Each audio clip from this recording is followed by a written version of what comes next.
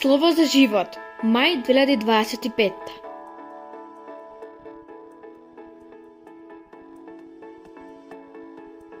Господи, Ти знаеш се, Ти знаеш дека те сакам. Јован 21 ред, 17 глава. Исус воскресна. Каква радост беше повторно да го видат жив. Иако Исус веќе не беше секогаш со нив, учениците често беа заедно. Еден ден ловеа риби на езерото, блиско до брегот, но мрежите им беа уште празни. Некој од брегот им викна: "Фрлете ги мрежите на десната страна на чамецот." Овој пат уловиле многу риби. Сега го препознале. Тоа е Исус. Симон Петар се фрли во водата и тргна кон него, а останатите дојдоа по него.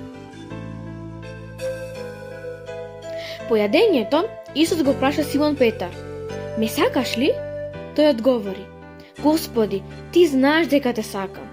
Да, Исус верува во љубовта на Петар и бара од него се грижи за неговиот народ кога ќе се вознесе на небото. Петар му рече на Исус: "Господине, Ти знаеш се, Ти знаеш дека те сакам." Да му кажеме на Исус дека го сакаме. Регина од Филипините ни раскажува: "Подморот започна часот, а во ученицата се уште владееше бука. За време на играта неколку девојчиња од класот се скараа, а беше вмешана и Регина. Учителката им постави задача да напишат нешто, а едно девојче, кое преходно се караше, праша Регина: "Можеш ли да ми позаемиш, молив?" Регина не ја одговори ништо, бидејќи покавгата не им беше повеќе драга.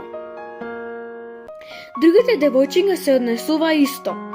Ниту еден сакаше да ја помогне. Регина, гледајќи дека девојчето навистина има потреба од помош, помисли: "Во ова девојче Исус." Тогаш им го подаде моливот, срекна што успеа да ја сака. Поздрав и да не забораваме да правиме многу дела на љубов.